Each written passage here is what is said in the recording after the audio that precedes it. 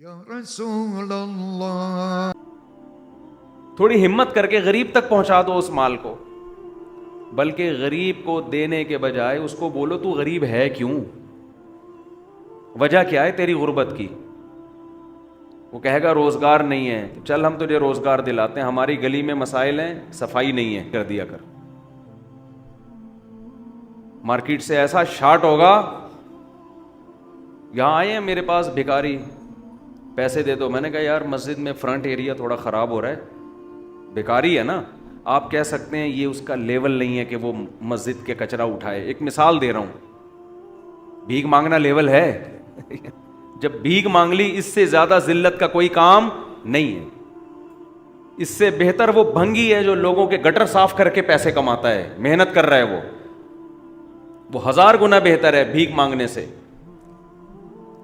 حدیث میں کسی بھنگی کے بارے میں نہیں آتا کہ قیامت کے دن ذلیل ہوگا.